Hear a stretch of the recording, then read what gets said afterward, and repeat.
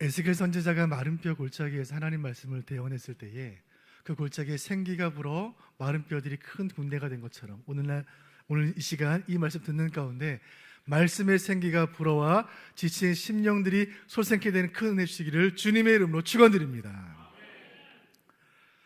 누구나 마음속에 담고 있는 나라 하나쯤은 가지고 살아가는 것 같습니다. 여러분, 만약에 시간이 있고 돈이 있고 건강이 있으시다면 꼭 한번 가보고 싶은 나라가 있으신가요?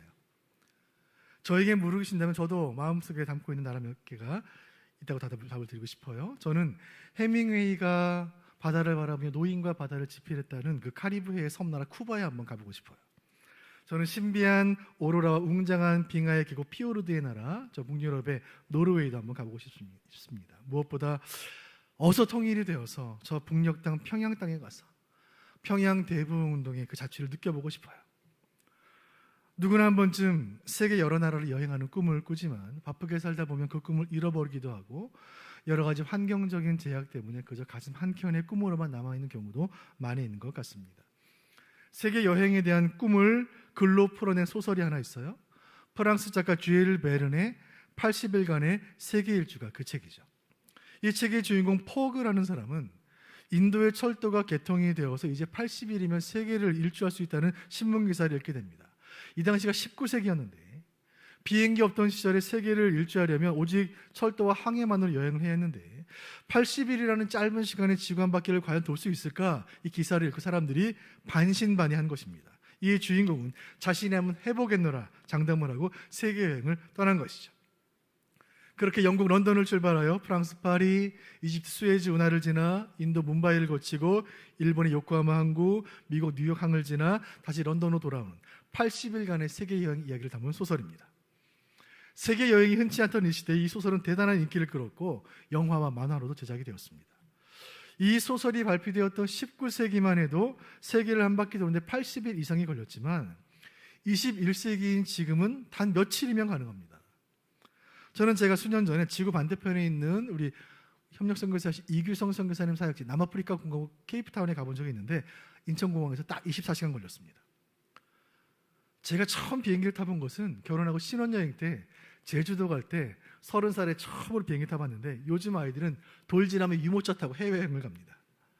이제 세계 여러 나라를 여행한다는 것은 상상이 아닌 현실이 되었죠.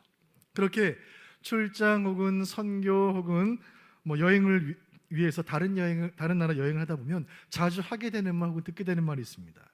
Where are you from? 이런 말이죠. 무슨 뜻이죠? 어디 출신이세요? 어느 나라에서 오셨습니까? 어느 나라 사람입니까? 라는 뜻입니다. 다른 인종들을 만나고 다른 나라 사람 만나면 그 궁금한 거예요. 어느 나라 사람인지.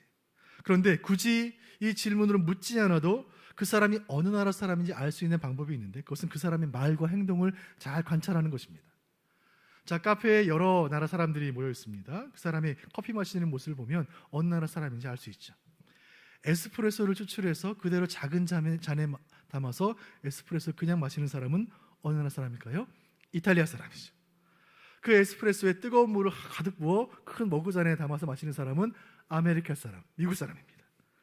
그 에스프레소를 얼음이 가득한 잔에 부어서 빨대에 꽂아서 들고 다니며 먹는 사람, 한국 사람입니다. 식당에서 음식 주문할 때 그 종업원과 눈이 마주치기를 하염없이 기다리고 손을 들고 서 있는 사람들은 서양인들이고 손 들고 이모 이모 여기요 부르는 사람은 한국 사람입니다. 건물 출입문에 분명히 당기새우 써있는데 밀고 들어가는 사람 한국 사람이고 커피 자판기에 커피 종이컵 내려오기 전에 손 놓고 기다리는 사람 한국 사람입니다. 그 사람의 말과 행동으로 그 사람의 국적을 알 수 있어요? 그 이유가 무엇일까요? 나라마다 언어가 다르고 문화가 다르고 음식이 다르고 가치관이 다르기 때문입니다. Where are you from? 어느 나라 사람입니까? 라는 이 질문을 신앙의 영역에 적용해 본다면 매우 중요한 의미를 가지는데 여러분께 묻습니다. 여러분 어디에서 오셨습니까? 여러분 어느 나라 사람이에요? 여러분의 존재의 근원은 어디입니까? 여러분의 영적인 국적은 어느 나라입니까? 성경은 성도인 우리는 땅에 속한 사람이 아니라 하늘에 속한 사람이라고 말합니다. 우리의 본향은 하늘이고 우리가 돌아갈 곳도 하늘이에요. 우리는 하나님 나라 시민들이에요. 그렇다면 질문은 이것입니다. 우리가 세상 나라에 속한 사람이 아니라 하늘나라의 시민이라면 우리의 말과 행동은 우리의 국적을 드러내고 있습니까? 우리가 말하는 것, 우리가 행동하는 것, 우리가 살아가는 모습을 보고 이 땅의 사람들이 우리가 어느 나라 사람인지를 알 수 있을까요? 우리가 하늘에 속한 하늘의 시민이라는 사실을 우리 주변의 사람들이 인정할 수 있을까요? 우리는 이 땅의 사람들과 다르게 살고 있습니까? 오늘부터 교회는 4주에 걸쳐 하나님 나라 시리즈의 말씀을 나누게 될 것입니다. 하나님 나라라는 이 설교의 주제는 우리가 어디에 속해 있는지에 관한 질문을 품고 있습니다. 나라마다 언어가 다르고 문화가 다르고 행동 양식이 다르다면 우리는 과연 우리가 속한 하늘나라의 시민답게 살고 있는지 돌아볼 필요가 있는 것이죠. 바라기는 이 4주간 이 시리즈를 통하여 우리의 영적인 국적을 확인하는 시간 되기를 바라고, 우리가 속한 나라 하늘나라가 어떤 나라인지, 그 나라의 시민으로 산다는 것이 무엇인지를 깨닫는 시간 되기를 바랍니다. 오늘 그 첫 시간 하나님 나라의 시작을 알리는 본문 마가복음 1장으로 들어가 보도록 하겠습니다. 본문 마가복음 1장 14절 같이 보겠습니다. 시작. 요한이 잡힌 후 예수께서 갈릴리에 오셔서 하나님의 복음을 전파하여. 아멘. 본문은 요한이 잡혔다라는 말로 시작되는데 이 요한은 누구일까요? 성경에는 요한이라는 이름을 가진 동명이인들이 여러 사람이 있습니다. 이 요한은 본문 마가복음 1장, 여러분 성경을 펼쳐놓으시고 2절을 보시면 이 요한은 예수님의 길을 위해 예수님보다 먼저 보내진 사람입니다. 4절을 보시면 이 사람은 광야에서 회개를 외치는 사람이고, 6절을 보시면 낙타 털옷에 가죽 띠를 입고 메뚜기와 꿀을 먹는 사람이죠. 9절을 보시면 이 요한은 예수님에게 세례를 베푼 인물입니다. 자, 이 사람은 누구입니까? 세례 요한이죠. 오늘 마가복음 1장은 그 세례 요한이 잡혔다, 그 세례 요한의 사역이 끝났다라는 소식을 전하고 있습니다. 세례 요한은 구약과 신약을 연결하는 인물이었기에 그가 잡혔다는 것은 이제 구약의 시대가 막을 내렸다는 뜻이요, 이제 신약의 새로운 시대가 시작되었다는 의미인 것입니다. 그 세례 요한을 잡아 가두었던 이 포악한 정치인은 헤롯 왕이었어요. 헤롯은 요한이라는 이름만 들어도 치가 떨렸습니다. 저 사막의 예언자 세례 요한은 악한 권력자를 두려워하지 않는 거예요. 요한은 헤롯을 향하여 그의 권력이 영원하지 않을 것이며 다윗의 후손 가운데 메시아가 와서 이스라엘의 새 왕이 될 것이라고 외쳤고, 백성들은 그의 설교에 열광했습니다. 그 설교가 듣기 싫었던 헤롯은 그 세례 요한을 붙잡은 것이고, 그 듣기 싫은 설교를 다신 하지 못하도록 세례 요한의 목을 잘라요.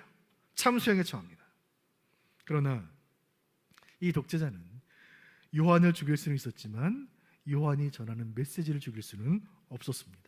세례 요한이 전한 메시지 그대로, 세례 요한의 예언 그대로 예수님이 이 땅에 오셨고 인류 역사 가운데 등장하셨습니다. 그 예수님이 전하신 첫 메시지, 첫 설교가 마가복음 1장 15절입니다. 같이 보겠습니다. 시작. 이르시되 때가 찼고 하나님의 나라가 가까이 왔으니 회개하고 복음을 믿으라 하시더라. 아멘. 성경에 등장하신 예수님께서 입을 열어 전하신 첫 마디는 때가 찼다는 말이에요. 때가 찼다. 시간이 되었다. 하늘 아버지께서 정해놓으신 그 시간, 온 인류와 역사가 숨죽여 기다려온 바로 그 순간이 이제 되었다. 메시아가 이 땅에 올 것이라 예언했던 구약의 모든 선지자들의 예언이 이제 완성되었으며, 마지막 선지자로 보냄받은 세례 요한이 목숨 걸고 죽음을 담보로 예언했던 그 예언이 이제 성취되었노라. 저 갈릴리의 어부들, 저 무시당하고 소외받던 사람들, 그래서 메시아가 어서 오셔서 이 모든 억압에서 자유롭게 하기만을 기다리다 지쳐있던 그 어부들을 향하여 주님 말씀하시는 거예요. 때가 찼다. 저 로마의 시민들, 제국의 수도에 살면서 세계의 지배자로 군림하며 황제를 신으로 숭배하며 인간의 권력과 문명이 도취되어 있던 그 로마 시민들을 향해 주님 말씀하시는 거예요. 이제 때가 되었다. 이어서 말씀하시기를 15절 하반절 제가 읽어드립니다. 이르시되 때가 찼고 하나님의 나라가 가까이 왔으니. 아멘. 때가 찼다 말씀하시는 예수님 이어서 하신 말씀, 하나님의 나라가 가까이 왔다. 하나님의 나라가 임박했다. 여러분, 이 말씀은 예수님이 이 땅에 오셨다는 것이 우리에게 무엇을 의미하는지를 예수님께서 친히 스스로 해석해 주신 말씀이에요. 사랑하는 성도 여러분, 하나님 나라의 주인이신 예수님께서 인간의 나라인 이스라엘 어부들의 땅 갈릴리에 오셨다는 사실은 무엇을 의미합니까? 하나님의 나라가 이 땅에 도래했다는 뜻이에요. 하나님의 나라가 인간의 나라, 인간의 역사, 인간의 삶 속으로 들어왔다는 의미예요. 여기서 우리는 물어야 합니다. 그렇다면 하나님의 나라는 과연 무엇인가? 오늘 설교의 두 번째 주제입니다. 하나님의 나라는 무엇인가? 자, 이것을 세 가지로 살피기를 원하는데, 먼저 하나님 나라는, 성경은 말합니다. 하나님 나라는 가는 나라이다. 우리가 가야 할 나라, 가는 나라예요. 자, 본문 요한복음 14장 2절 말씀은 제가 읽어드리겠습니다. 내 아버지 집에 거할 곳이 많도다. 그렇지 않으면 너희에게 일렀으리라. 내가 너희를 위하여 거처를 예비하러 가노니. 아멘. 예수님 십자가를 앞두시고 부활 승천을 앞두시고 제자들에게 말씀하십니다. 내 아버지 집에 거할 곳이 많도다. 너희를 위하여 거처를 예비하기 위해 내가 먼저 가노라. 하나님의 나라는 어떤 곳인가요? 예수님 믿고 하나님 자녀된 성도들이 이 땅에서의 삶을 마치고 영원한 삶을 누리게 되는 곳, 하늘 아버지께서 우리를 위해 예비해 두신 그곳이 우리 하늘 본향이 하나님 나라인 것입니다.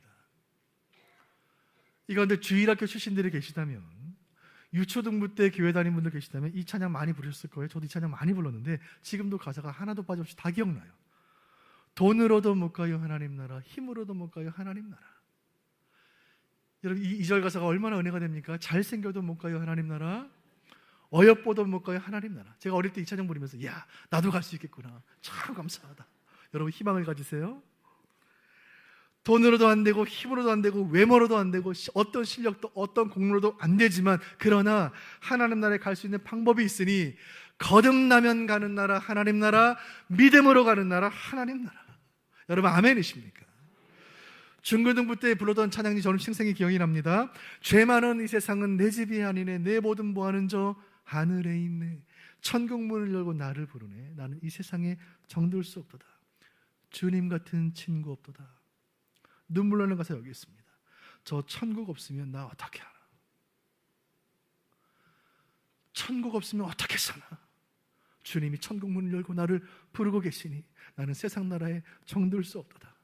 중고등부 때 어른들과 이 찬양 많이 불렀는데, 이 찬양을 누가 지었는지는 알 수가 없어요. 확실한 것은 이 찬양을 만들고 불렀던 사람들은 이 악한 세상, 고난 많은 세상, 전쟁과 가난과 핍박 속에서도 믿음 지키며 저 천국의 소망을 두고 저 하나님 나라의 소망을 두었던 성도들이었을 것만은 분명한 거예요.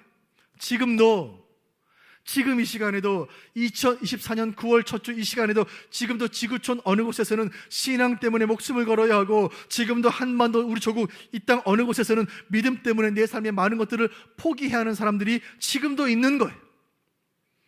끝나지 않는 고난 앞에서, 멈추지 않는 환난 앞에서 저 천국 없으면 나 어떻게 하나?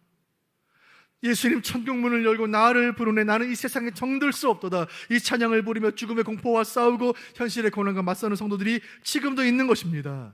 고난 많은 성도들이 하나님 나라 어떤 곳입니까? 간절히 사모하며 하루라도 빨리 가고 싶은 그곳이에요. 그들에게 하나님 나라 어떤 곳이에요? 세상의 아픔이 씻겨나가는 곳이고 현실의 고통이 치유되는 곳이에요. 세상의 나라는 죄악과 고난으로 가득하지만 하나님 나라는 승리와 기쁨으로 가득한 곳. 세상의 나라는 유혹과 핍박으로 가득한 곳이지만, 그러나 하나님 나라는 거룩과 은혜로 충만한 곳이에요. 이 고난 많은 세상, 눈물과 한숨으로 하루하루 세상을 살아가는 성도들에게 하나님 나라는 저 하늘에 있는 내 아버지 집이요, 우리가 가게 될 영원한 소망의 나라인 것입니다. 사랑하는 수원 북부교회 교우 여러분, 여러분은 하나님 나라에 갈 수 있으리라는 확신이 있으십니까? 아멘. 우리 마음에 예수를 내 영혼의 구원자요, 내 입술에 예수를 내 인생의 주인으로 고백하는 믿음이 있다면, 그 믿음으로 우리는 의롭다 칭함을 받고 하나님의 자녀가 되는 것이고, 지금 당장 세상을 떠나도 천국에 가는 줄로 믿으시길 바랍니다. 여러분, 하나님 나라는 어떤 곳인가요? 그것은 우리가 이 땅에서 주님 섬기며 살다가 하나님의 정해놓으신 우리 인생의 마지막 순간을 맞이할 때에 우리는 알지 못하지만 주님은 아시는 그날, 우리 인생의 마지막 순간이 왔을 때, 우리가 이 땅에서 숨을 거두고 눈을 감았을 때, 그리고 다시 눈을 떴을 때에 우리 눈앞에 펼쳐질 영광스럽고 찬란한 나라인 것입니다. 하나님 나라는 구원이라는 이름의 열차가 마침내 도착하게 될 우리 인생의 종착역이요, 하나님 나라는 우리의 몸과 영원히 거하게 될 우리의 하늘 본향인 것입니다. 하나님 나라는 믿음으로 가는 나라예요. 그런데 여러분, 예수님은 그게 전부가 아니라고 말씀하시는 거예요. 하나님 나라는 첫 번째 가는 나라이지만 동시에 두 번째 하나님 나라는 임하는 나라예요. 이 땅에 임하는 나라.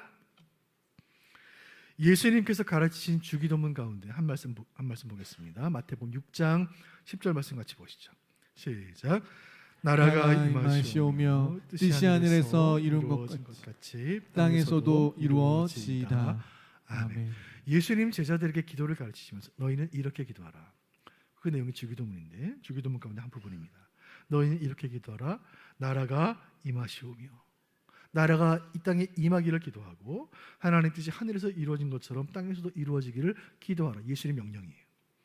그 명령에 순종해서 우리는 지금도 예배를 끝날 때마다 주기도문으로 이 기도를 하는 것입니다. 예수님 말씀하세요. 하나님의 나라가 하늘에서 뿐만 아니라 땅에서 이루어지기를 기도하라.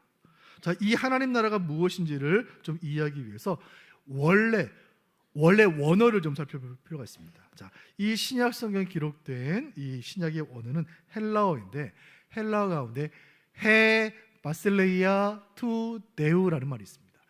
해는 관사예요. 바실레이아는 왕국, 나라라는 말이고, 투 데우는 하나님의, 즉 하나님의 왕국이라는 말입니다. 영어로 그대로 번역하면 The Kingdom of God, 우리말로 번역하면 하나님의 왕국, 하나님의 나라예요. 여러분, 왕국이라는 말을 쓸 때 왕의 나라라는 뜻인데, 왕국이라는 말은 지극히 높은 권세자 왕에 있어서 왕이 통치하는 나라라는 말입니다. 왕국, 즉 왕의 권력이 미치는 모든 범위와 영역을 뜻하는 말이 왕국이라는 말이죠. 그래서 한 나라를 왕국이라고 부를 때 그 왕의 영향력은 그 나라 안에 미칩니다. 다른 나라는 미치지 않아요. 하나님의 왕국은 왕이신 하나님이 다스리시는 나라, 하나님의 주권이 미치는 영역을 말합니다. 그것이 하나님의 왕국, 하나님의 나라예요. 그렇다면 왕이신 하나님 지금 살아계시고 우리 하나님 지금 온 천하 만물을 다스리고 계시니 하나님의 나라는 죽어서 가는 저 하늘나라 천국만이 아니라 바로 지금 이곳에 하나님의 주권을 믿고 하나님의 다스리심을 받는 성도들이 살아가는 모든 영역인 것입니다. 그래서 예수님 말씀하시기를 이 땅에 오셔서 하신 첫 번째 설교가 하나님 나라가 가까이 왔다는 말씀이셨던 거예요. 하나님 나라에 간다고 하지 않으시고 하나님 나라가 왔다고 하시는 거예요. 아직 우리는 이 땅에 있는데, 우리는 아직 살아있는데 하나님 나라가 우리에게 왔다는 것은 무슨 말입니까? 예수님이 이 땅에 오셨고 그분은 말씀이신데 말씀이 육신이 되어 우리 가운데 임하셨고 주님 그 말씀을 통하여 왕이신 하나님의 다스리심과 통치가 지금 우리에게 임하였으니 지금 이 땅 성도의 삶 속에 교회 안에 이미 하나님의 나라가 시작되었다는 말씀이에요.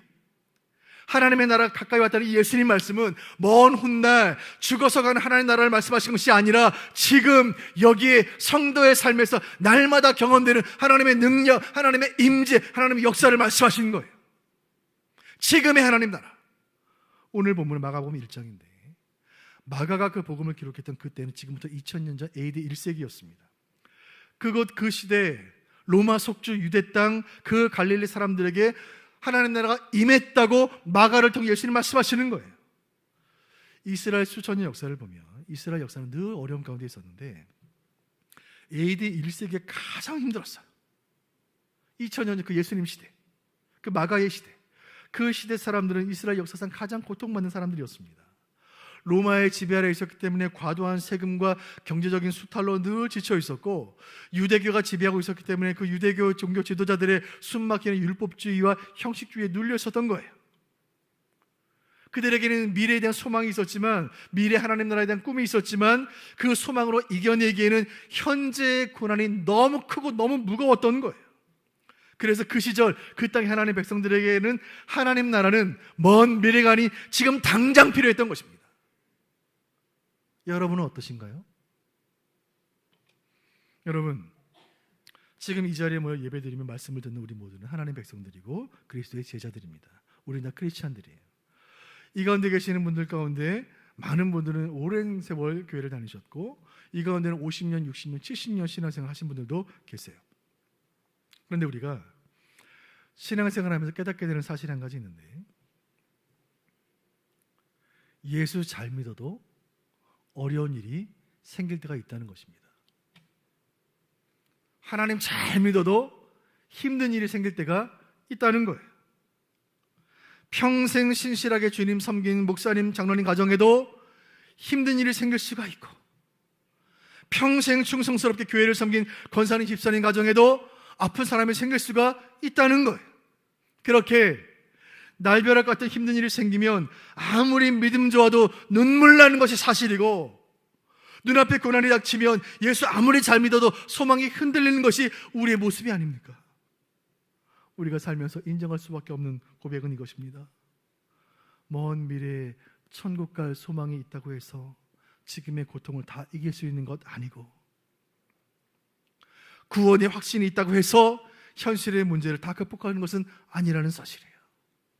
그 사실을 주님 아시고 우리 연약함을 주님 아시기 예수님 그 첫 설교를 통해 이렇게 말씀하시는 거예요. 하나님의 나라는 지금 너희에게 가까이 왔다.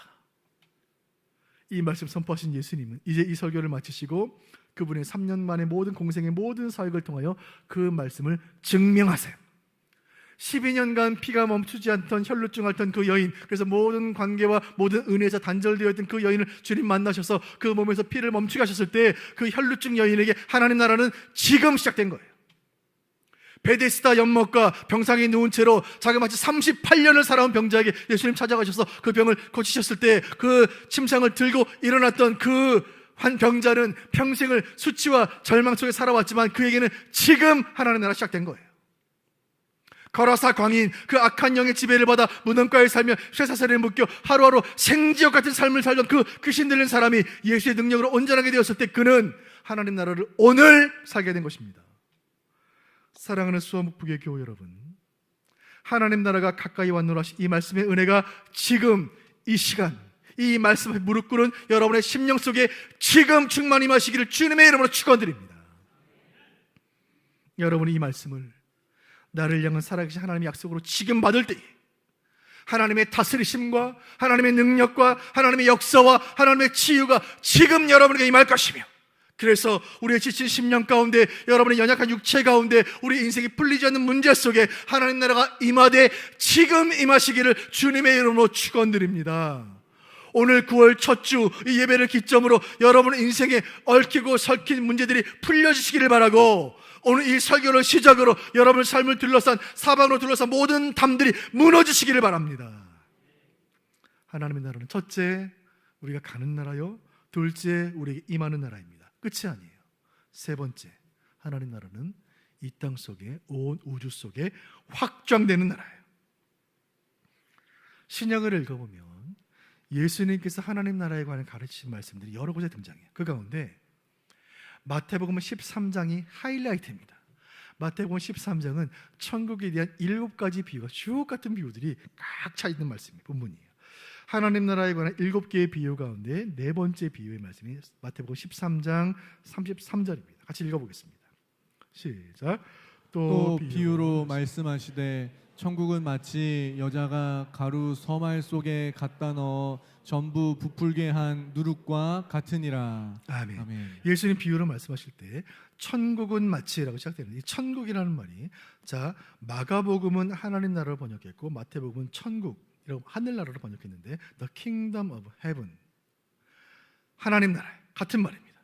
자, 하나님 나라는 무엇인가? 예수님 말씀하십니다. 하나님 나라는 마치 빵을 만드는 여인이 가루 속에 한 줌 넣은 그 누룩과 같다고 말씀하세요.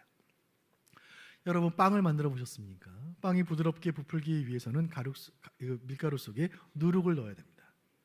이 누룩은 눈에 보이지 않을 만큼 아주 소량이지만 그 누룩이 반죽 전체를 부풀게 하는 것이죠. 정말 생활 밀착형의 정말 쉬운 절묘한 비유입니다. 예수님 말씀하신 거예요. 이것이 하나님 나라의 원리다. 하나님 나라가 확장되는 원리다. 하나님 나라는 비록 보이지 않지만 반죽 전체를 부풀게 하는 누룩과 같아서 하나님 나라는 지금 비록 약해 보이고 작아 보이지만 세상 속에 끊임없이 영향을 미치며 세상을 바꾸며 세상을 변화시키며 거침없이 확장되어 온 땅에, 온 우주에, 온 열방에 가득하게 될 것이라는 예수님의 말씀이에요. 지난 2000년 교회 역사가 이 사실을 증명합니다. 누룩처럼 시작된 하나님 나라의 역사가, 교회 역사가 온 열방에 가득하게 된 거예요.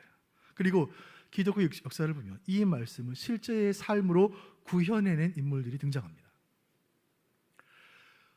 교회 역사 2000년 가운데 개신교 역사가 500년인데 개신교 역사 500년을 빛낸 인물들이 있습니다. 100년에 한번 나올까 말까한 위대한 인물들이죠. 제가 시대별로 좀 꼽아보았는데 16세기에는 프랑스의 종교개혁자 존 칼빈이라는 인물이 있었습니다. 종교개혁 시작했던 위대한 인물이죠. 18세기 미국에 가면 미국 대각성 운동을 이끌었던 청교도의 후예 조나단 에드워즈, 위대한 설교자 신학자인 조나단 에드워즈가 있습니다.